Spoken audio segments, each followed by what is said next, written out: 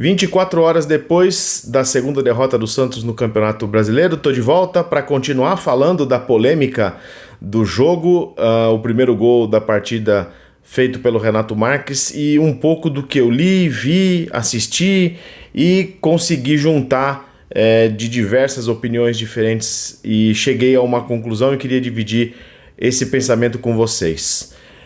Acho que o ponto principal dessa história toda continua sendo o porquê que o atacante do América continuou a jogada sabendo que tinha um companheiro ali demonstrando que estava em uma situação de lesão.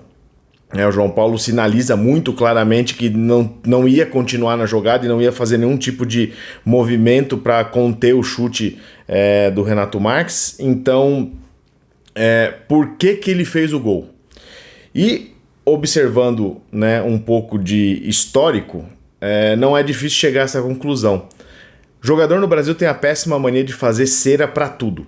Qualquer situação de jogo tem gente caída no chão, o cara rola para um lado, rola para o outro, mão no rosto e bate a mão na perna e tudo é motivo para que o jogo seja parado e você tenha ali alguma vantagem frente ao seu adversário por não estar jogando. E por que eu tô falando isso? Imagina que o Renato não dá sequência na jogada, joga a bola para a lateral e no instante seguinte o João Paulo levanta como se nada tivesse acontecendo, agradece ali com um positivo o jogador do América. Imagina a confusão que ia dar de novo no jogo. Então tem um ponto aí que é muito do que o jogador brasileiro já construiu de percepção tanto em adversário quanto na própria arbitragem. Ontem mesmo, durante o jogo, em uma esfera totalmente diferente dessa do primeiro gol, o Patati foi um cara que não soube ler como que o jogo estava sendo jogado. Ele tentava várias cavadas de falta, de contatos em que o jogador trombava com ele já se atirava no chão, para tentar favorecer o ataque numa jogada em que ele via que não ia dar continuidade. Então, o árbitro que entra nesses jogos, independente se é de Série A ou de Série B, ele já entra com a cabeça apontada para a qualquer movimento ou a qualquer descuido que eu tenha durante o jogo, esses caras vão tentar me enganar. E acho que foi um pouco do que aconteceu. Evidente que o gol deixa claro que o cara andou para a lesão do companheiro e fez o gol e até um ponto que mostra que ele mesmo entendeu o tamanho da bobagem que ele fez foi que na sequência do gol ele vira de costas para ir em direção ao meio de campo com a cara fechada e já entendendo que tinha feito alguma bobagem. Então ele não comemora, ele não sai para ser abraçado pelos companheiros, pelo contrário, ele vai indo para o meio de campo já esperando que uma confusão vai acontecer. Mas essa é só a primeira parte da história e para mim é o pedaço que menos me incomoda, porque a segunda parte dessa história é a mais relevante. A segunda parte dessa história passa por uma ação muito simples de quem estava em campo, dos jogadores chegarem no meio do campo, conversarem, discutirem sobre isso, para o jogo uns minutos para falar capitão ou um grupo de jogadores do meio ali e deixar claro para todo mundo que o cara se lesionou de verdade, era um goleiro, não era um zagueiro que estava disputando uma bola no alto nem nada disso. Tem um lance claro em que o jogador sai da jogada e o cara tem um benefício direto a favor do seu time, que é fazer o gol escancarado sem ter goleiro. Então, se tivesse tido essa conversa no meio de campo, os jogadores teriam resolvido a situação. Santos e a América teriam chegado num acordo de que o América daria o gol pro Santos, o Santos daria a saída de qualquer jeito, ou o Juliano ia dar uma bica no outro gol, ou os jogadores do América iam fazer um gol contra, e tava resolvido. E pra mim, aí tá o maior problema. O jogador brasileiro não toma responsabilidade quando precisa, ele terceiriza. E os jogadores ficaram esperando uma decisão chegar de fora. Eles esperavam que o juiz fosse ter uma atitude que favorecesse um dos times, ou eles esperavam que alguém fosse lá e batesse na mesa para falar, vai fazer desse jeito, que foi o que aconteceu com o time do América.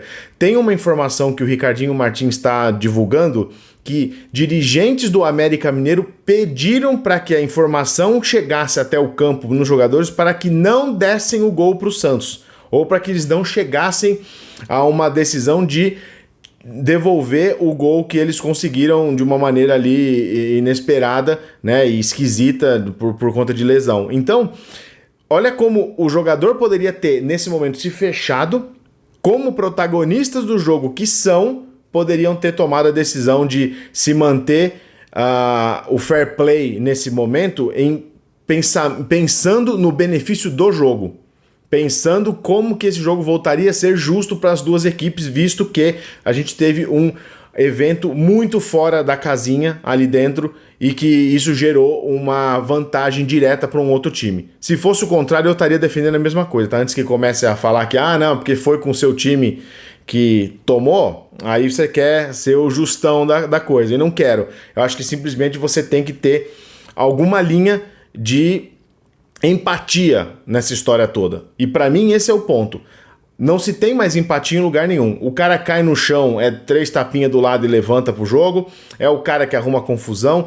E eu não tô falando só de futebol, não. Se você for pensar em empatia fora ou em qualquer outra esfera da sociedade, tá faltando também para vários outros casos, mas esse não é o objetivo desse vídeo também. Mas eu gostaria de deixar isso muito claro, que o fato de você ter que precisar de uma interferência externa que claramente direciona para uma vantagem de um time, explica também por que nenhum time brasileiro ou o grupo de times brasileiros não consegue montar uma liga de futebol fora da CBF.